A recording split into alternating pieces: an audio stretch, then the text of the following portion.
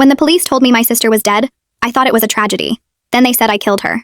When the police showed up at my door after my sister disappeared, I thought they were going to tell me she was dead. What they said was so much worse. I texted Meredith 3 times on Tuesday and she didn't respond. By Wednesday morning, I drove to her apartment. The landlord said she'd moved out, taken everything, left no forwarding address. I went home confused. We'd just made plans for Saturday. Brunch at the place we'd gone every weekend since we were teenagers. Thursday morning, 2 detectives stood on my porch. "We need to ask you some questions about a recent death." My heart stopped. I thought they'd found Meredith's body. Instead, one pulled out a photo of a man I'd never seen before. "Do you know this person?" I shook my head.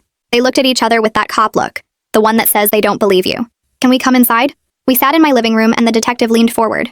"This man was found deceased in his apartment 2 days ago. We found your fingerprints on a kitchen knife at the scene. Your hair on his couch. Your credit card receipt in his trash." "That's impossible. I've never seen him. I've never been there."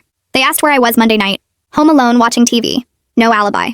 They asked if anyone had access to my belongings. That's when I realized. My spare key. Missing from the drawer last month. I'd assumed I'd misplaced it. "My sister Meredith has been to my apartment," I said slowly, the pieces starting to connect. "She's been missing since Tuesday." The detectives wrote down her information and left. Told me not to leave town. I spent that night going through my apartment. More things missing. A coffee mug. A scarf. A hairbrush I hadn't used in months. All things covered with my DNA. The detectives came back the next morning with photos from the crime scene. My scarf draped over the dead man's couch.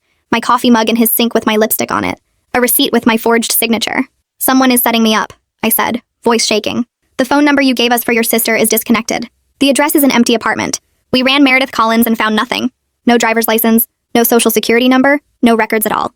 That's impossible. She's my sister. We grew up together." "Ma'am, according to your parents, you don't have a sister." The room tilted. I called my mother from the police station, hands trembling. "Mom, tell them about Meredith. Tell them she's real." Silence on the line. Then, "Honey, who's Meredith?" "My sister, your daughter." "Sweetheart, you're an only child. You've always been an only child." The detective was watching me. I could see what he was thinking. Unstable, delusional, dangerous. They held me for 48 hours while my lawyer scrambled. That's when the truth started emerging, piece by piece. My mother had given birth to twins. Identical. But she'd only wanted one child. Meredith was given up at birth to a private adoption agency. Records sealed. My parents never told me. Never told anyone. They'd erased her completely. But Meredith found out. Somehow, somewhere, she'd gotten the records. She'd tracked me down 8 years ago, introduced herself at a coffee shop like it was coincidence, became my best friend before revealing she was my sister. I'd been so happy. A sister I never knew. A connection I'd always felt was missing. 8 years she'd played the role. 8 years of brunches and holidays and late-night phone calls. 8 years of collecting my hair, my fingerprints, my habits, my signature. The victim was her ex-boyfriend. Restraining order. History of stalking her. She'd planned his murder for years. They found her notebook in a storage unit registered under my social security number. Every page detailed how she'd frame me, how she'd disappear, how I'd take the fall for everything. The last entry was dated 1 week before the murder. She abandoned me at birth. She got the parents, the childhood, the life that should have been mine. Now she'll get what she deserves. She wasn't framing a stranger. She was punishing me for existing, for being the twin they kept. My lawyer got the charges reduced. Evidence pointed to Meredith, but she'd vanished completely. New identity, new country probably. She'd had 8 years to plan her escape. I'm out on bail now. The case is technically still open. They can't convict me with the notebook evidence, but they can't convict her either. She's a ghost. I sat at our brunch place last Sunday, force of habit, ordered 2 coffees before remembering. The chair across from me stayed empty. My sister spent 8 years becoming my best friend. 8 years pretending to love me. 8 years waiting for the perfect moment to destroy my life because our mother chose me instead of her. And somewhere out there, she's still watching. I check my locks 3 times before bed now. It's never enough. I sit in my apartment the morning after checking my locks for the 3rd time, staring at my phone and wondering if I should call my parents again, or if there's any point. My coffee sits cold on the table next to me. I haven't slept more than 3 hours. Every small noise makes me jump. My phone buzzes and I grab it too fast, nearly dropping it. Alexander Gates, my lawyer, is texting me. He wants me to come to his office because the forensic team found something else in the storage unit. My hands shake as I read the message twice. What else could there possibly be? I grab my keys and head out, checking behind me twice before getting in my car. The drive to his office takes 20 minutes but feels longer. I check my rearview mirror constantly, looking for cars that might be following me. Nobody is there. I know nobody is there, but I check anyway. At Alexander's office, his secretary waves me through immediately. He's waiting with a manila folder on his desk and his face looks tired. He shows me additional pages from Meredith's notebook that the forensic team found wedged behind a false panel in the storage unit. These pages are different from the ones about the murder plan. These pages detail how she studied my handwriting for 2 years before she felt confident forging my signature. There are practice sheets with my name written hundreds of times, each one getting closer to my actual signature. The progression is clear. Early attempts look clumsy and wrong. Later ones are almost perfect. By the final page, I can't tell which signature is mine and which is hers. The level of patience and planning makes my stomach turn because this wasn't impulse or anger. This was cold, calculated revenge spanning nearly a decade. Alexander points to dates written in tiny numbers at the bottom of each page. She started practicing my signature 6 years ago. 6 years of planning while we had brunch every Saturday. 6 years of perfecting my handwriting while I told her about my work problems and dating disasters. I feel sick. Alexander asks if I'm okay and I nod even though I'm not. He makes copies for me to take home and I don't know why I want them. But I do. Detective Swift calls later that day while I'm sitting in my car in Alexander's parking lot, still holding the copies. She tells me they've identified the adoption agency that handled Meredith's placement. It was called New Beginnings Family Services, and it operated out of Portland until it closed in 2003. The records are sealed by court order from 1995, which means my parents must have requested the seal. Swift is working on getting them unsealed, but it could take weeks or months depending on the judge. She sounds frustrated, and I can tell she wants to give me better news. I thank her and hang up, feeling frustrated that even now, my parents' decision to hide Meredith continues to block answers I desperately need. If they had just told me the truth from the beginning, would any of this have happened? Would Meredith have felt less abandoned if she'd known I didn't know about her either? I start the car and drive home on autopilot, barely remembering the route. I force myself to go grocery shopping because I've been living on delivery food for 2 weeks, and I need to reclaim some normalcy. The store is crowded with people doing their regular Wednesday shopping, and the fluorescent lights feel too bright. I grab a cart and head to the produce section, trying to remember what I usually buy. Apples. I need apples. I'm reaching for a bag when I see her. A woman with dark hair like Meredith's, standing by the tomatoes. My heart stops. She's wearing a blue jacket. Meredith had a blue jacket. The woman turns slightly and I see her profile. My hands start shaking. I abandon my cart right there in the middle of the aisle and walk quickly toward the exit. She turns around fully and I see her face. It's not Meredith. The woman is older with different features. Nothing like my sister except the hair color. I keep walking anyway. I can't stop. I get to my car and sit there for 10 minutes. My hands shaking too badly to put the key in the ignition. A security guard walks by and looks at me with concern, but I wave that I'm fine. I'm not fine. I drive home with no groceries and order Chinese food on my phone. That night, I finally read through all the police reports Alexander gave me about Caleb Sutherland, the man Meredith killed. The file is thick, maybe 50 pages. Caleb was 32 when he died. He worked as a sales manager for a tech company. He'd been arrested twice for violating the restraining order Meredith had against him. The first arrest was for showing up at her workplace.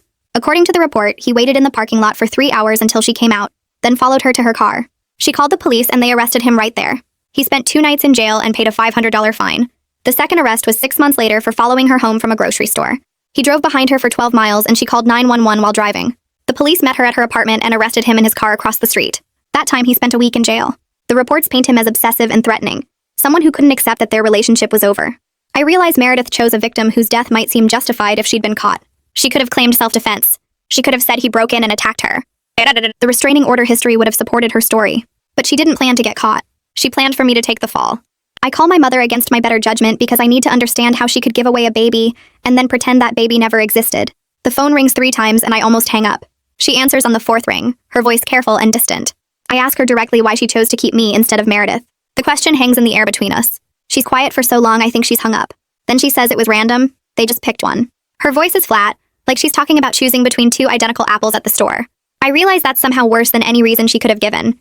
If she'd said I looked healthier or cried less or had a birthmark she loved, at least that would be something. But random?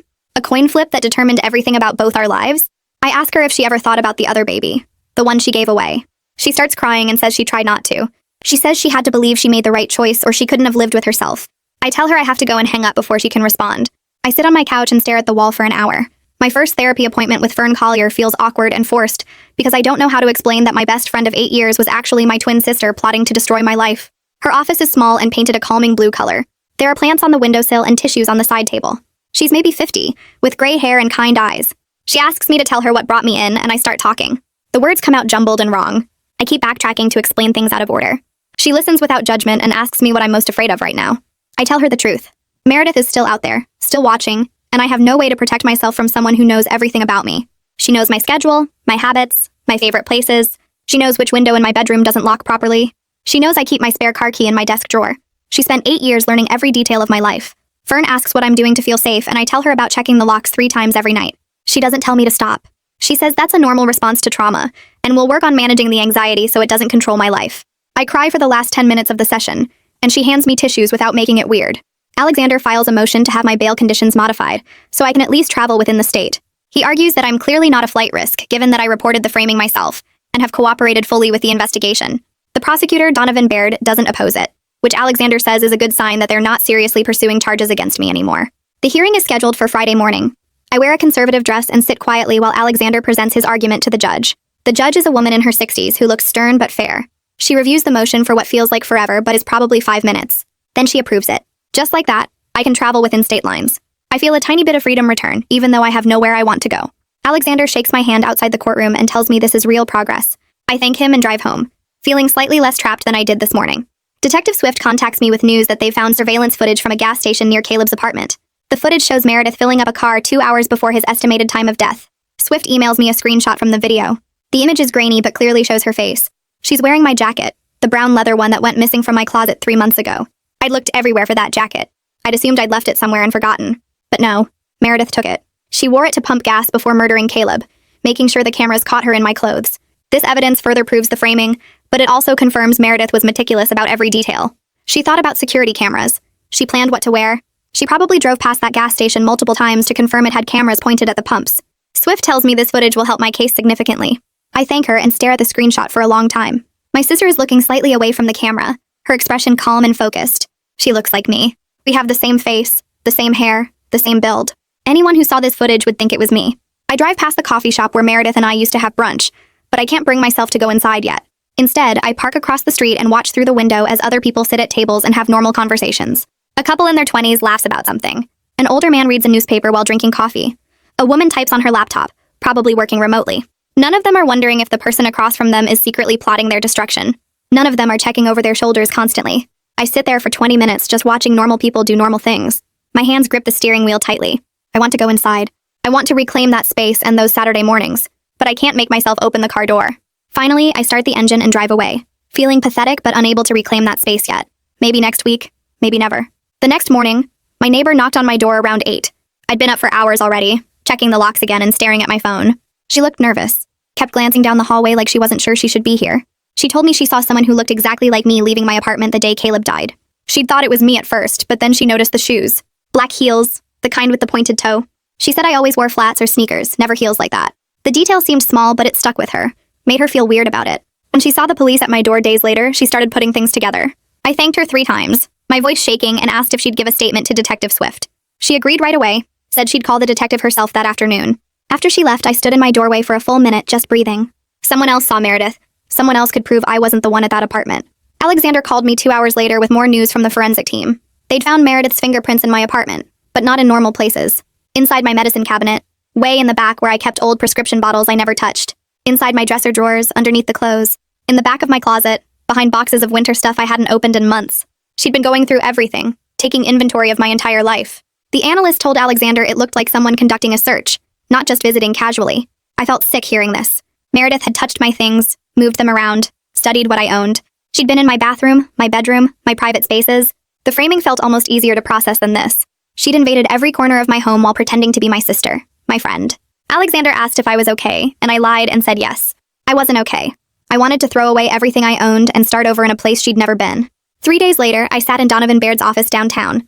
The building was all glass and steel, modern and cold. Alexander came with me, sat beside me in the chair across from the prosecutor's desk. Donovan looked tired, like he'd been working too many cases for too many years. He told me directly that his office wasn't going to prosecute me. They were preparing to dismiss all charges formally. The evidence pointed clearly to Meredith now, and they were shifting all their resources to finding her. He apologized for what I'd been through, said he understood this had been horrible for me. I should have felt relieved. Alexander squeezed my shoulder, smiled at me, but I just felt empty. Clearing my name didn't undo what Meredith did. It didn't explain why she hated me enough to plan this for 8 years. It didn't bring me any closer to understanding how someone could pretend to love me while plotting my destruction. I thanked Donovan and left his office feeling hollow instead of free. My second therapy session with Fern happened on a Thursday afternoon. Her office had soft lighting and comfortable chairs, the kind of place designed to make you feel safe enough to fall apart. We talked about my sleep, my anxiety, the constant checking of locks. Then she asked me what I missed most about Meredith. The question caught me off guard. I'd been so focused on the betrayal, on the anger and fear, that I hadn't let myself think about missing her. But sitting there in that quiet office, I admitted the truth. I missed having a sister. I missed the feeling of having someone who understood me completely, who knew my history and my quirks and loved me anyway. Then I started crying. Big ugly sobs that I couldn't control. Because that person never existed. Everything I thought we shared was just Meredith studying me like I was some kind of experiment. Every laugh, every secret, every moment I thought we were connecting was her taking notes for my destruction. Fern handed me tissues and let me cry until I couldn't anymore. She didn't try to fix it or make it better. She just sat with me in the grief of losing someone who was never really there. Detective Swift called me the following week with news about the adoption records. She'd gotten them unsealed through a court order. Meredith had been placed with a family in Oregon right after birth. They returned her to the agency after 6 months. The paperwork said she was difficult and hard to manage as an infant. She spent 2 years in foster care after that, moving between different homes. Then a couple in Washington adopted her when she was 3. They raised her until she turned 18, but the detective said there were notes about behavioral problems and running away. My parents' decision to give her up created this whole childhood of abandonment and moving around. I got to stay in one house, with parents who wanted me, going to the same school and having the same friends. Meredith got returned like a broken product, shuffled around, never settling anywhere. I understood her anger better after hearing this. I still couldn't forgive what she did, but I understood where it came from. One random choice at birth gave me everything and gave her nothing. I forced myself to go back to work on Monday. The marketing firm where I'd worked for 3 years felt different now. Everyone knew what happened because it had been in the news. My coworkers were awkwardly nice, giving me space but also checking on me constantly. Sarah from accounting brought me coffee without asking. Mike from creative told me to take my time on deadlines. My boss called me into her office and told me to take whatever time I needed, that my job was secure. I insisted on working because sitting at home thinking about Meredith all day was making me crazy. I needed tasks, deadlines, normal work problems to focus on. By Wednesday, I'd finished 2 projects and felt almost like myself again. Work gave me structure, gave me something to do besides obsess over where Meredith was hiding. Alexander met me for coffee that Friday to update me on the investigation. He told me Interpol had been notified about Meredith. Her photo was distributed to law enforcement in dozens of countries, but he was honest with me in a way I appreciated. People disappear successfully all the time, especially when they've been planning it for years like Meredith had. She probably had multiple fake identities set up, money hidden in offshore accounts, an exit plan as detailed as her framing plan. The chances of finding her were slim. Even if they did locate her, getting her back to the country could take years. Extradition was complicated and slow. I stirred my coffee and watched the foam swirl. Alexander looked at me with genuine sympathy. He said he was sorry, that he wished he had better news. I told him I appreciated his honesty. At least I knew what I was dealing with. Meredith was gone, probably forever, and I had to figure out how to live with that. The nightmares started that week. Every night I'd wake up at 2 or 3 in the morning, convinced Meredith was standing at the foot of my bed watching me. I'd turn on every light, check every window, test every lock. Then I'd lie awake until sunrise, too scared to close my eyes again. The bags under my eyes got darker each day. I looked exhausted all the time. Fern told me this was a normal response to trauma, that my brain was processing the violation of trust and safety. Knowing it was normal didn't make it less scary. I was tired constantly, could barely focus at work. I started drinking coffee all day just to stay awake. My hands shook from the caffeine and the lack of sleep. I looked in the mirror and barely recognized myself. I looked older, worn down, like I'd aged 5 years in the past month. My father called me for the first time since everything came out. His voice sounded strained, like he'd been practicing what to say. He tried to explain their decision. They were young when we were born, only 23. They were scared and broke, and the doctors told them raising twins would be twice as hard. They thought they were making the practical choice, the responsible choice. I listened without saying much because nothing he said would make this okay. We both knew it. The silence on the phone stretched out between us. Finally, he asked if I'd come to dinner this weekend. I told him I needed more time. He said he understood, but I could hear the hurt in his voice. I felt guilty, but also angry. They created this situation. They gave away my sister and never told me. Their guilt didn't fix anything. The coffee shop owner reached out to Detective Swift a few days later. Alexander called to tell me what she'd said. She remembered Meredith asking detailed questions about me over the years. What time did I usually arrive for brunch? Did I always order the same thing? What did I talk about? At the time, she thought Meredith was just being a caring sister, paying attention to my habits. Looking back, she realized Meredith was gathering information, studying my patterns. The owner felt terrible about it, offered to testify if Meredith was ever caught. I told Alexander to let her know she had nothing to feel guilty about. How could she have known? How could any of us have known? Meredith was that good at pretending, that patient in her planning. She fooled everyone, including me, for 8 solid years. I started going through my apartment the next morning, room by room, pulling out anything Meredith had ever given me. The necklace she'd bought me for my birthday sat on my dresser, a simple silver chain with a small pendant. I picked it up and looked at it for a long moment before dropping it in the trash bag. A throw pillow she'd said would match my couch perfectly went in next. 3 books she'd recommended, each one with her handwriting on the inside cover saying she thought I'd love them. A framed photo of us at a concert, a coffee maker she'd replaced when mine broke. Each item felt contaminated now, like touching them might somehow connect me back to her plans.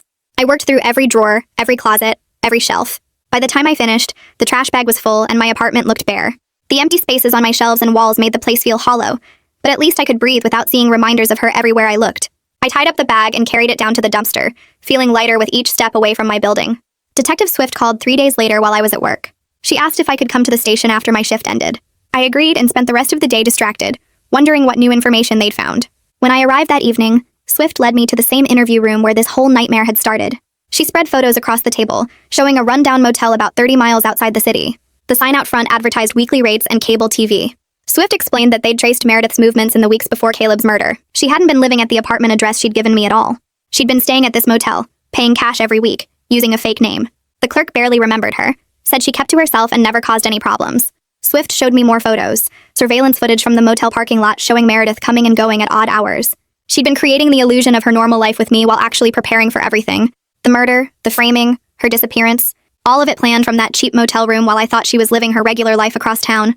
I stared at the grainy images of my sister walking to and from a motel room I'd never known existed. Swift said they'd searched the room after Meredith left, but it had been cleaned completely. No evidence, no clues about where she'd gone next. My therapy session with Fern the following week felt different. I told her about finding the motel photos, about how Meredith had been living this secret life right under my nose. Fern listened carefully, then introduced me to a concept I'd never heard before. Ambiguous loss, she called it. Grief for someone who isn't dead but is permanently gone from your life. She explained that it's often harder than regular grief because there's no closure, no funeral, no clear moment where you can say it's over and start moving forward. The mourning process never really ends because part of you keeps waiting for resolution that might never come. I sat with that idea for a while, feeling it settle into place. That was exactly what I was experiencing with Meredith. She wasn't dead, but she was gone in every way that mattered. I couldn't grieve her like I would a death because she was still out there somewhere, still a threat, still unresolved. Fern said naming these feelings sometimes makes them easier to carry. I wasn't sure I believed her, but having words for what I was going through did make me feel slightly less alone in it. A letter arrived at Detective Swift's office 2 weeks later, forwarded to her from the Washington couple who had adopted Meredith when she was 3 years old. Swift called me to come pick it up. The envelope was thick, several pages of careful handwriting on nice stationery. I sat in my car in the police station parking lot and read it. The couple expressed deep regret for not being able to help Meredith work through her abandonment issues when she was growing up. They described her as a difficult child who became increasingly troubled as a teenager. She'd run away multiple times, refused therapy, pulled away from any attempt they made to connect with her. At 17, she'd disappeared for good, and when she turned 18, she'd sent them a single letter saying she didn't want any further contact. They respected her wishes, hoping she'd reach out when she was ready. They had no idea she'd found me or what she was planning. The letter ended with an apology, as if they somehow could have prevented all of this if they'd just tried harder or done something different. I folded the pages carefully and put them back in the envelope. These people had tried to give Meredith a home, a family, a chance. She'd rejected all of it because it wasn't the life she thought she deserved. The life I had instead of her. Alexander called me at work the next Monday. His voice sounded pleased when he said the prosecutor's office had officially dismissed all charges against me. The case was closed as far as I was concerned. I should have felt relieved, maybe even happy. Instead, I just felt numb. I thanked him for his work, told him I appreciated everything he'd done. He surprised me by saying he planned to continue helping me pro bono if Meredith was ever located. He wanted to pursue any civil remedies we could, make sure she faced consequences for the identity theft and fraud, even if the murder charges were complicated by her disappearance. I didn't know what to say. Most lawyers would have moved on to their next case, but Alexander seemed genuinely invested in seeing this through. I told him I was grateful, and I meant it. The charges being dismissed should have felt like a victory, but my life was still destroyed in every way that mattered. My reputation was damaged, my sense of safety was gone, and my sister was out there somewhere, free and unpunished. My coworkers invited me to happy hour that Friday, trying to include me in normal social activities again. I forced myself to go, determined to prove I could still do regular things like a regular person. The bar was loud and crowded, everyone laughing and complaining about work stuff that seemed so trivial compared to what I'd been through. I lasted about 30 minutes before the noise became overwhelming and I had to leave. Everyone else was having conversations about difficult bosses and annoying clients and bad dates. Their problems felt so normal, so manageable. I stood there with my drink, feeling like I was watching them through glass, unable to connect with a world where the worst betrayal was a cheating boyfriend or getting passed over for a promotion. I made an excuse about not feeling well and left early. In my car, I sat with my head against the steering wheel, frustrated by how damaged I felt. Meredith had taken away my ability to just exist normally with other people. My mother showed up at my apartment unannounced on a Saturday afternoon. I saw her through the peephole and almost didn't open the door. Curiosity won out over anger. She looked older than I remembered, more gray in her hair, deeper lines around her eyes. She was carrying a cardboard box, and when I let her in, she set it on my coffee table without saying anything at first. Inside were old photos from when I was a baby. She sat next to me on the couch, and we looked through them together. 2 identical infants in every picture, one in a pink onesie, one in yellow. One being held by my father, one by my mother. She pointed to a photo and admitted she didn't know which baby was which. They'd dressed us differently to tell us apart, but in these pictures, she couldn't remember which outfit belonged to which twin. We could be looking at photos of me or photos of Meredith, and there was no way to know. She said something that made my stomach turn. She sometimes wondered if they'd accidentally sent home the wrong twin from the hospital. If maybe I was actually Meredith and Meredith was actually me. I stared at her, not knowing how to respond to that. The idea that our entire lives might have been swapped by chance, that she might have kept the wrong daughter and given away the one she'd meant to keep. It shouldn't have mattered, but somehow it made everything feel even more random and cruel. Detective Swift called me again a few days later with more bad news. They'd found evidence that Meredith had been using my identity to open credit cards and bank accounts over the past year. The amounts were significant, nearly $50,000 that she'd never have to pay back because it was all in my name. Swift walked me through the accounts they'd found so far, but she warned there might be more they hadn't discovered yet. I felt sick listening to the list. Meredith had been building financial resources for her disappearance while destroying my credit and leaving me with debt I'd never agreed to. Alexander helped me file fraud reports with every bank and credit card company. We froze my credit, filed police reports, started the long process of proving I hadn't opened these accounts. He explained it could take months or even years to fully clear my name financially. The identity theft was just another layer of violation on top of everything else she'd done. Every time I thought I understood the full scope of her betrayal, something new emerged to show me it went even deeper than I'd imagined. Fern had recommended a support group for victims of stalking and identity theft. I'd been putting it off, not wanting to sit in a room full of strangers and share my story. But after learning about the financial fraud, I decided to give it a try. The group met in a church basement on Tuesday evenings. About 8 people sat in a circle of folding chairs. A woman around my age talked about how her ex-boyfriend had stolen her identity and destroyed her credit, opening accounts and taking out loans in her name before disappearing. The details were different from my situation, but the feeling she described was exactly the same. Having your life hijacked by someone you trusted. Feeling violated in a way that went beyond just the financial damage. When it was my turn to share, I gave a brief version of my story. I didn't go into all the details, just said my sister had framed me for murder and stolen my identity. People nodded with understanding that felt genuine. No one looked shocked or asked intrusive questions. They just listened and understood. For the first time since this started, I was in a room full of people who got it without me having to explain. The prosecutor's office held a press conference the following week, announcing that I'd been cleared, and they were actively searching for Meredith. My name was all over the news again. I had to take the day off work because reporters showed up at my office building trying to get a statement. They called my cell phone, sent emails, even knocked on my apartment door. Alexander handled all the media inquiries. He gave a brief statement saying I was relieved to be cleared and hoped law enforcement would locate my sister soon. I was grateful he dealt with it because I had nothing to say that wouldn't sound either pathetic or full of rage. The news coverage dredged everything back up. My coworkers, who had finally stopped walking on eggshells around me, went back to giving me sympathetic looks. Strangers recognized me at the grocery store. I stayed home for 3 days, ordering food delivery and ignoring my phone, waiting for the media attention to die down again. I took a week before I could make myself walk back to the coffee shop.